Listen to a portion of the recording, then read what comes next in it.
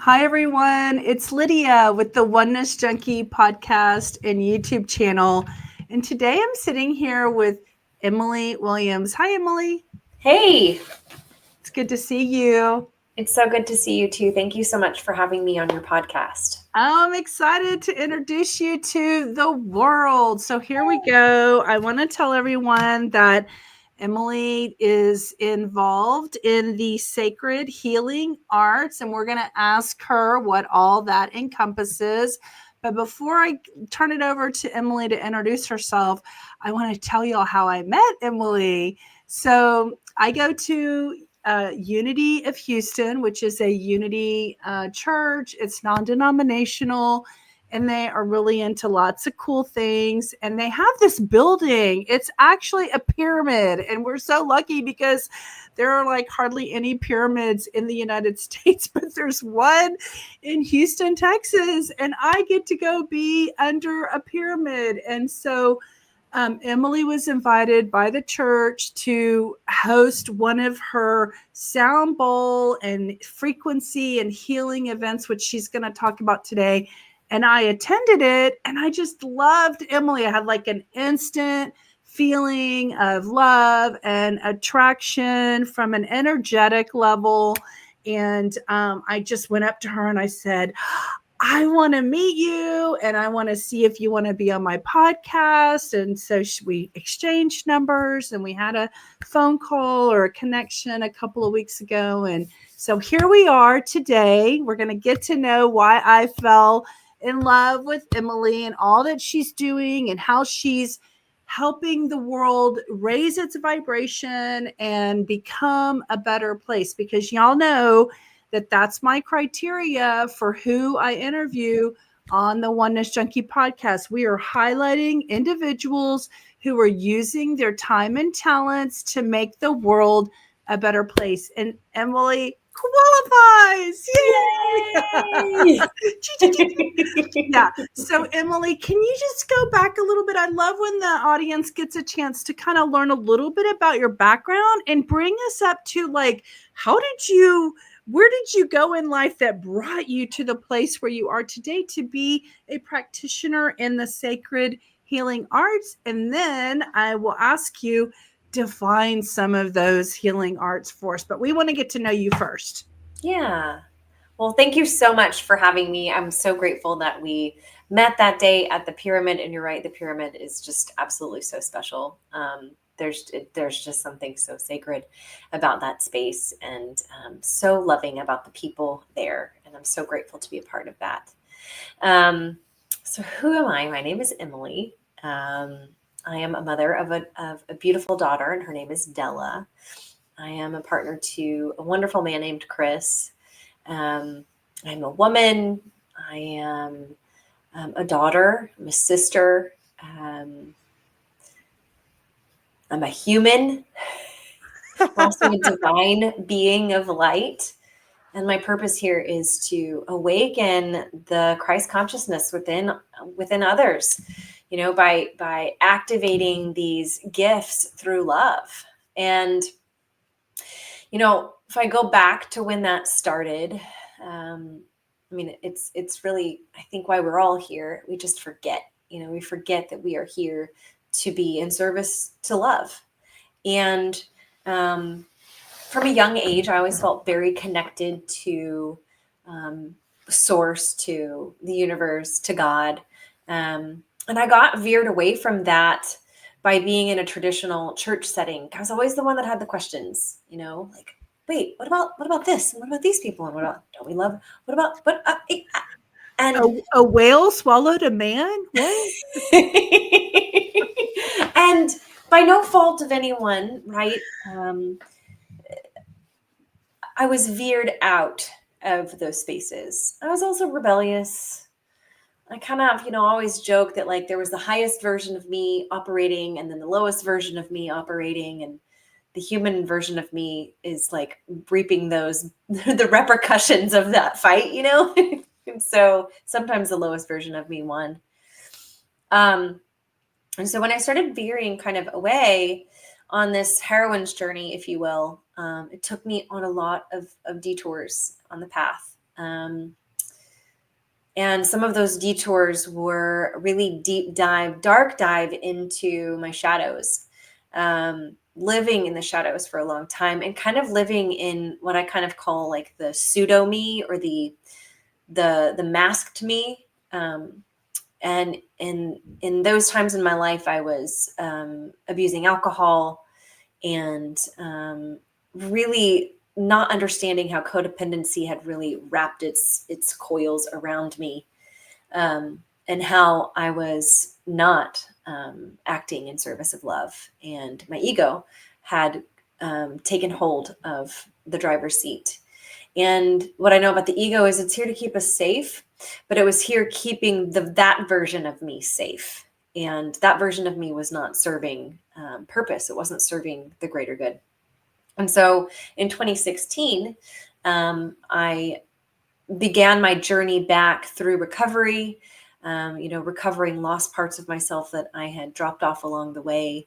And I went through a divorce. I was married for 13 years to a wonderful human who at that point had had enough of the it felt like a little bit like Dr. Jekyll and Mr. Hyde, because like I said, it's like the highest version of myself knew exactly what path I was meant to be taking.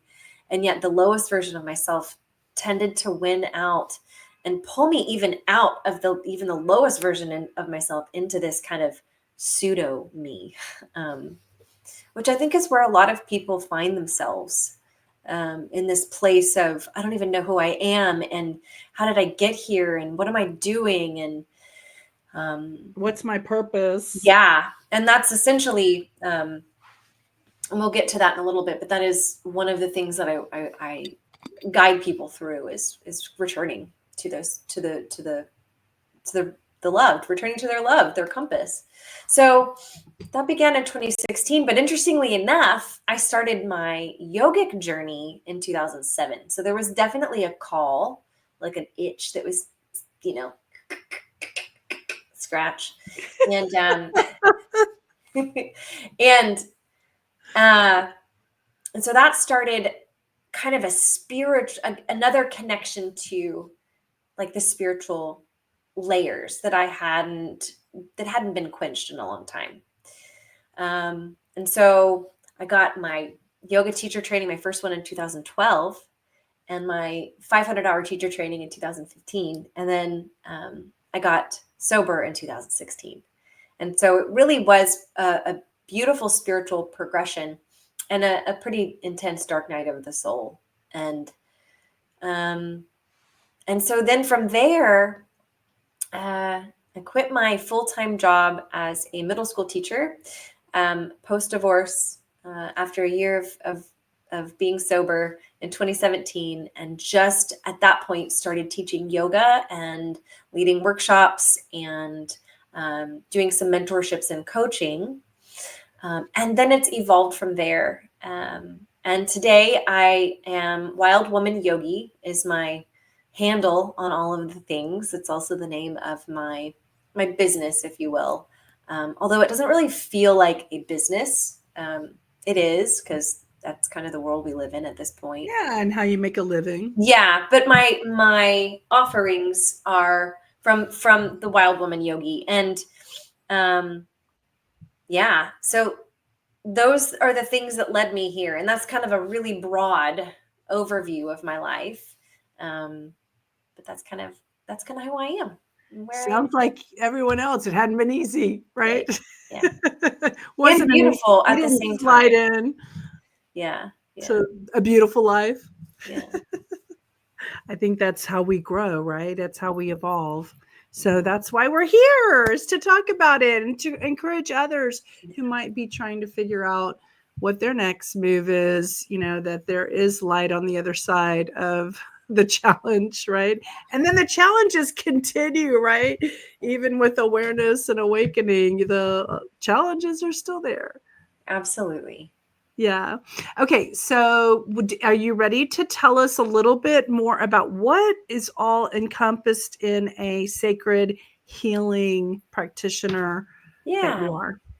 So for a long time, people are like, so what do you do? I'd be like, well, I'm a yoga teacher. That's not really it, right? Yes, I teach yoga. I will always teach yoga because it is, to me, it is that it's such a beautiful connection, mind, body, spirit, right? It's a way in for a lot of people to some of this deeper work. But as my journey continued, there was this itch again, right? I'm like, oh, okay. And when I start itching, I'm like, okay, the universe, usually the itch is not very pretty though. It's like the universe is like, go, go, go, go. So, so I started, I continued my journey in my own personal practices that then have evolved into sharing and activating in other people. And so one of those, again, yoga, number one. And then sound. Sound is something that I have utilized since I was a kid. I mean, I sang, I was constantly singing, I was in the choirs, all the things. And that's really where I felt the most connected to spirit, right? Is when I was singing. It was like an activation. And in 2021, I was at a spiritual summit and had this beautiful ceremonial release through a breathwork process. And the woman who came over to help me was a beautiful songstress. And as she's helping me move the energy through my body, I hear this voice coming from who I thought was her, and later realized, oh no, that's me. I'm singing right now. And in that moment, there was this beautiful woman in my mind's eye, and she had this beautiful gray flowing hair, and she was ancient. This woman was just, and I knew her from this level this cellular level I can't even explain. And I was like, oh, okay, there's more to this than just, there's more to this than I understand. And so when I spoke to the practitioner who was helping me through this, I said, how did you know what I needed? And she said, I didn't. She said, I just have something in my medicine bag that you have in yours. And so now it's your responsibility to activate that in other people. And so that became my quest to really begin to understand sound, and how not only the bowls and the tuning forks and all of these really cool sound healing devices or instruments can help to awaken humanity, but our voice as a channel can also, that is the piece that it unlocks these codes in our DNA. And so that is one layer. And then And you coaching. have a beautiful voice, by the way. I'll just add that, because lots of people could be doing that, but yours sounds good. Well, thank you. Thank you. Thank you. And then with that, I've been practicing Reiki since 2015. I think it's a beautiful container to be able to navigate energy, right? I've been attuning others to be able to use Reiki as well, which is the goal, right? Is to let's as many people as we can to activate and attune.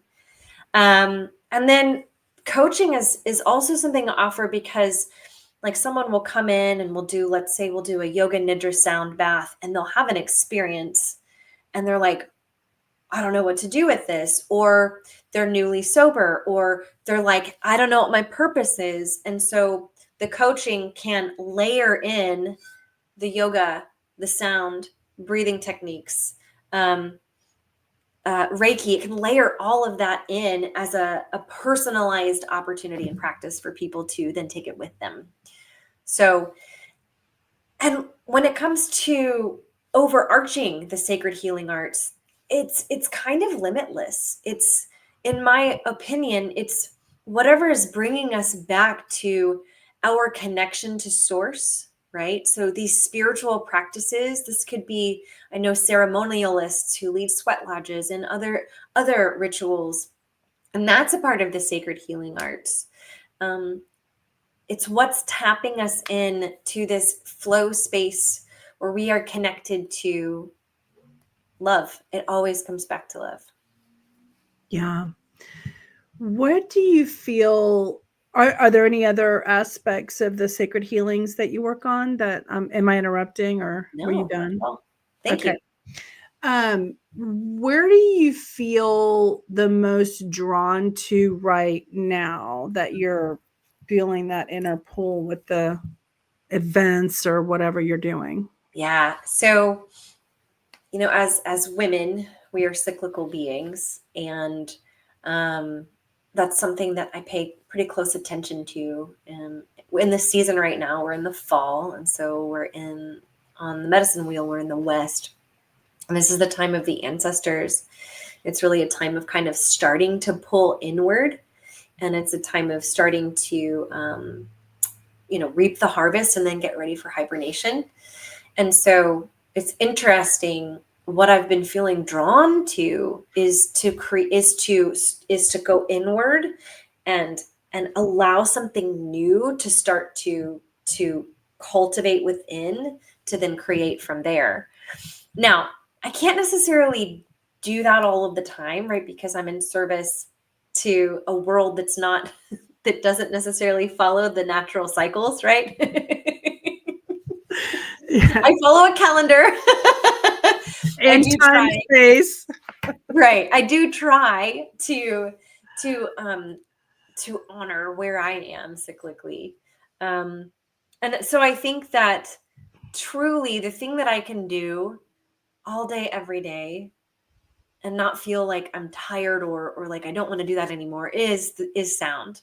I absolutely love to be able to drop in with people and sing their soul songs. Like at Unity, I'll come and it's not just a sound bath. It's we come together, we do conscious relating, we do a little bit of breathing, we laugh, we sing together, and then we end with a sound activation. And I think truly those are the kind of events that I love the most, is when there is that kind of interaction and weaving. It's kind of the full experience. Like So engaging with the audience. yeah, It's more yeah, like participation rather than a performance. yeah. And a lot of times you'll go to a sound bath and it's just you're laying on the ground and that's it. And those Oh, are beautiful and I love them. Please, I go to them. They're incredible. I hear Um, what you're saying. Yeah. and I just feel that it's so important that people leave with something tangible that they can go home and practice. So the sound is an activation, right? And so maybe after they leave an event, they remember the conscious breathing that we did together, and they feel confident from that, and they can then relate to other humans on a deeper level, just on the daily. Or there's a song that we sang and they're like, oh my gosh, I love that song so much, I'm going to sing it all day long. And then they come back and they're like, I was singing that song and it was so great. And you're like, yay. That's got to feel good. Okay, so for people who have no idea what we're talking about regarding a sound bath event, let's just describe it for them. Like, I'm talking, tell me about the tools you're bringing and what you're setting up. And for anyone who's watching this video, you can see what she's going to be describing because she brings these colorful crystal bowls, and I want her to describe why are they colored and what does that mean. So tell us a little bit about a sound event. So, we're all vibration. Um, and just very basic, like you think about everything in this world is vibrating at a frequency. And in the physical body, there can be congestions or there can be densities. Let's just call them densities, right? That build up in the body based on life. We walk outside, we get a congestion. I walked outside earlier and my nose got all stuffy, right? And so it happens. And I really truly believe that sound, or the vibration of sound, can help to heal from the inside out. So like really kind of get to the root of some of these densities. So the bowls that you see behind beautiful Lydia, are all tuned, right, to different notes. And the bowls that I use are 432 frequency, and then they're tuned to different notes from there. And each one of them is thought to correspond with a different chakra along the chakra system. And so the red is for the root, the orange is for the second center, yellow is for the third, green is for the heart space, the blue is for the throat, the indigo is for the third eye, and then a violet or white is for the crown of your head. Now, not all bowls are colorful. Most of them are actually white, right? Or there's a lot of them that are made from gemstones and they're so beautiful. Someday I hope to have some of those. One of my teachers actually has these beautiful gemstone bowls that are infused with both crystal and different gems. And anyways, they're incredible. That's wild. I bet they're Yeah, heavy. Are they heavy? they're not any heavier than the regular ones. Okay. Right? They're just beautiful. And you think about the crystals having another layer, adding another layer, right? With whatever those particular gems hold.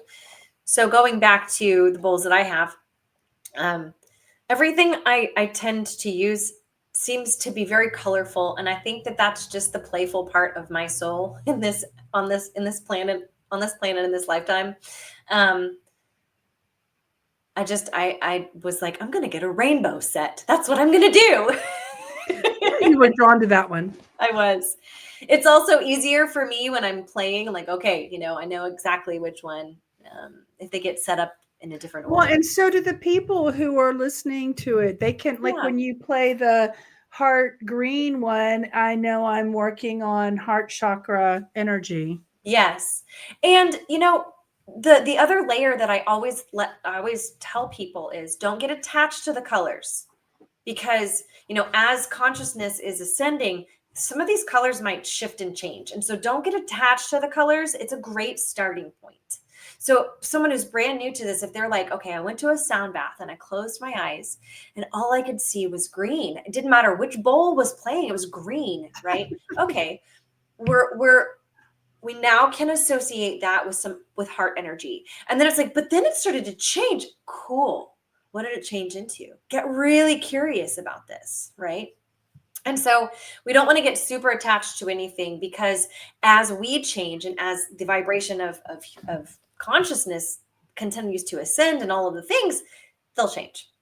So they might change. Just saying. So that's one of the things that I use. And these are a relatively new creation, if you will. Crystal bowls haven't been around forever and ever and ever and ever. Because in order to make these bowls, you have to have a really, really hot fire. One of my teachers taught me that. It's like when we were before there was a forge, there was only, hide instruments like the drum and the rattle. And then came the Bronze Age, where we could actually forge metal. And then beyond that, we were able to move into more Aquarian Age instruments, which is like the crystal bowl. I use tuning forks as well in private and one-on-one sessions.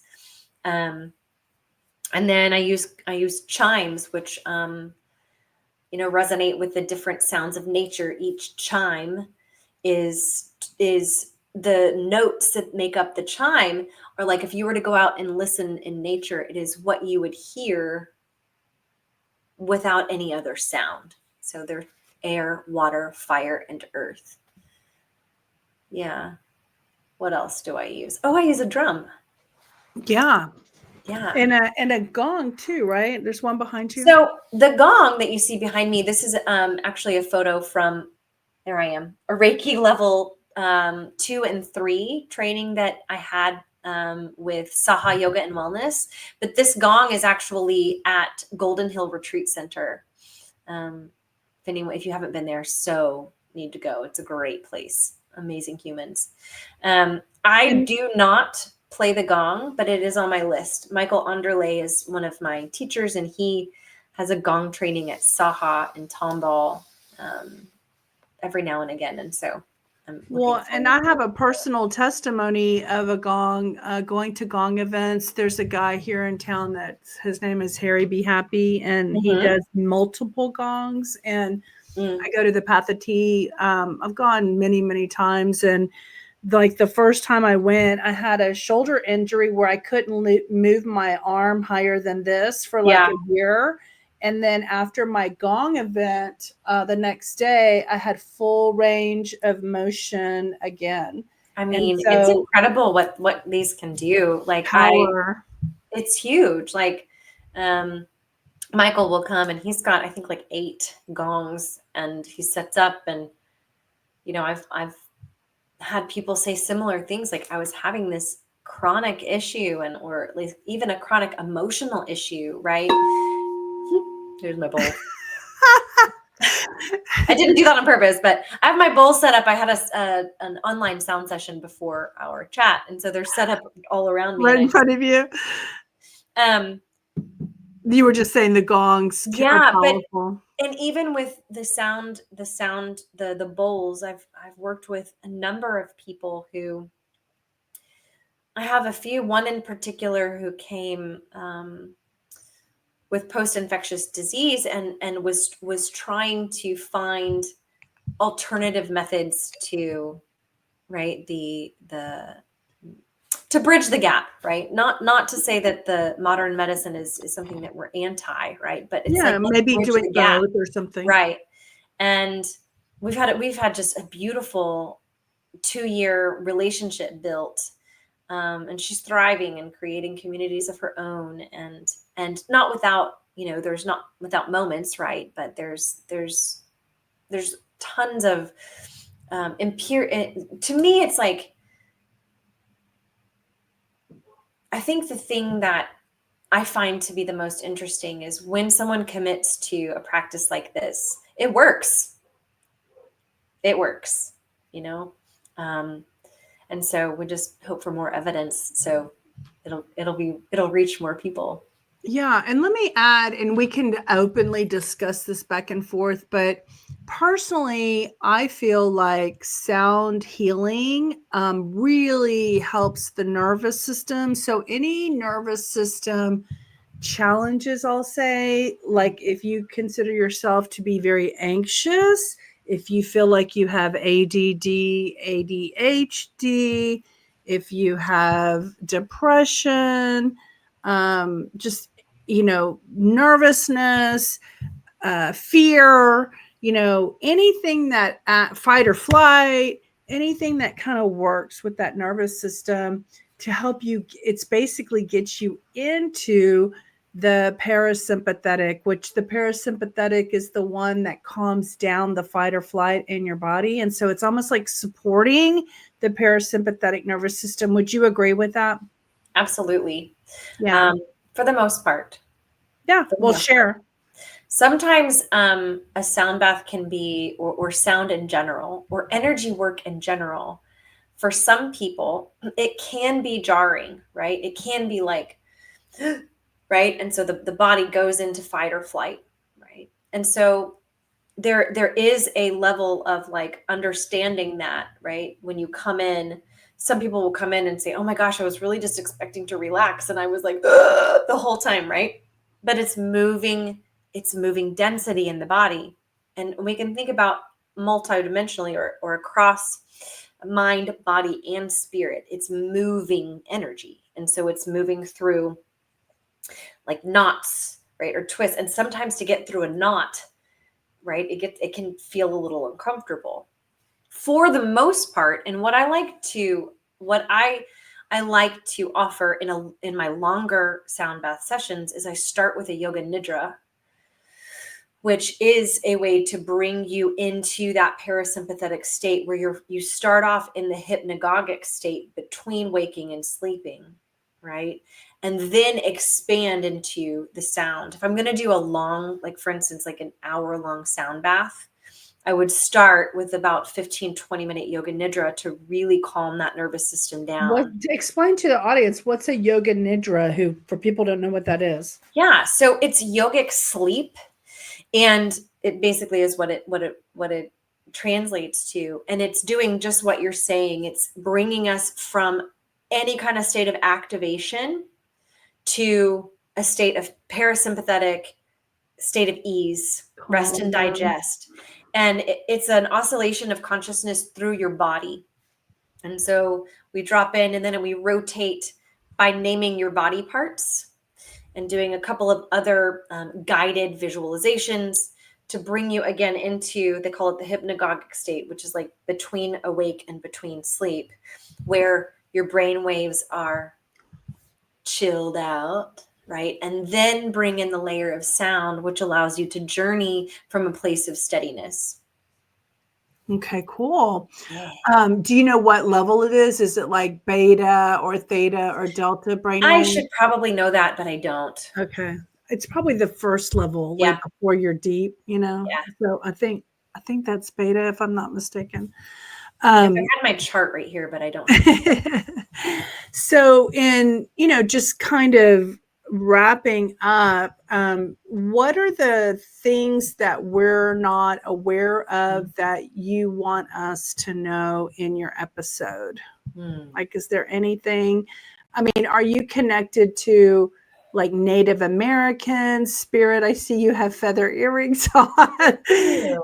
Yeah. These were made by a beautiful friend of mine in Costa Rica.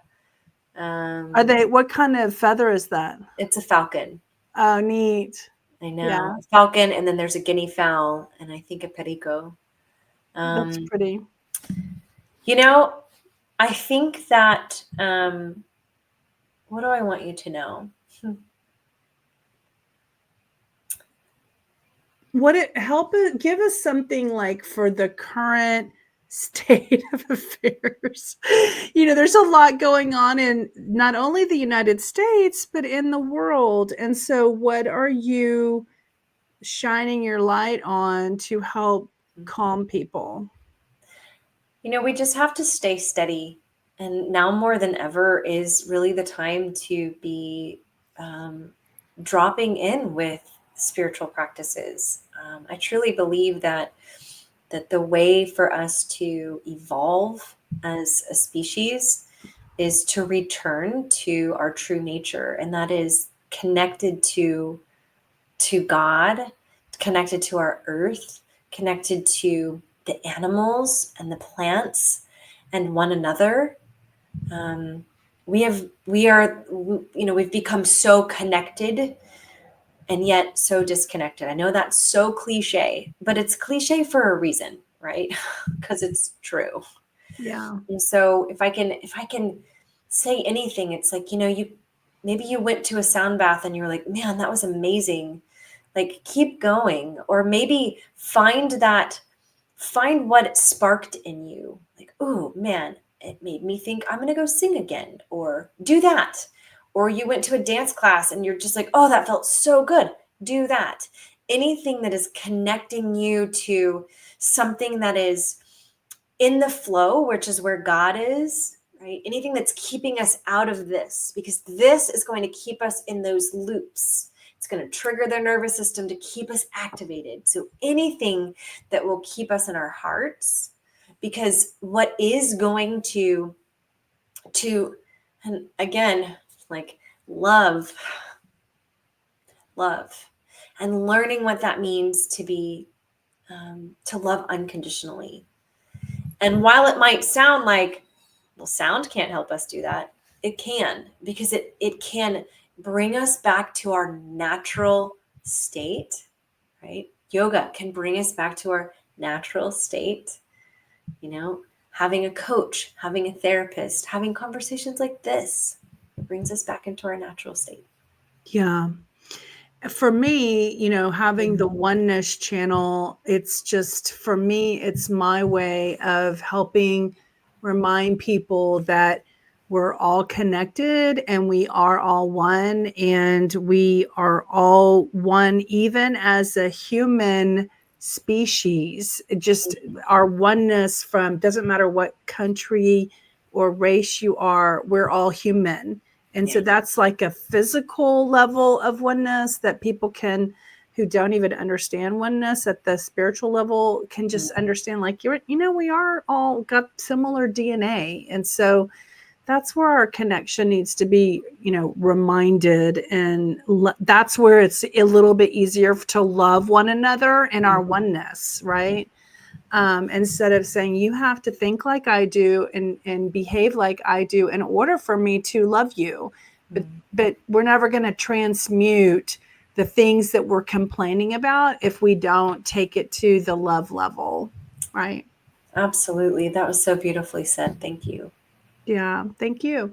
So, okay, I have one other question I thought of while you were talking, which is, do you do your work through like an online way? So if I have someone in Poland who listens to the Oneness Junkie, which somebody does from That's so Poland, cool. shout out to Poland, if she's still listening.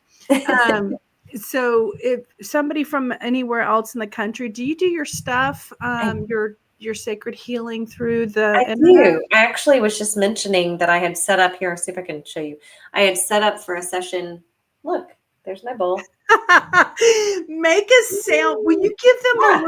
a little tiny, like, oh, Yeah. okay, wait, before what I want to do is, here's how I want to do this. You and I did not plan this. Okay. Okay. So, but this will be so cool. And we're going to give y'all a treat. So here's what I want to do. I want to get the business out. Let's talk about how do they find you? Yeah. Remind everybody where they can connect with you on all the different socials, and just remind them, spell it out, Yeah. your website. And then what I want to do is I want to say goodbye, everybody. And then I want you to take us out with one of your little, can you do that? Yeah. Do a little thing and do Of your course. sound so we can hear your voice, Wow. because I told them how good you were. And Thanks. then while you're doing your thing, I'm going to hit the off button. Okay. Yeah. So if that works, like Absolutely. just like a minute or two. Yeah.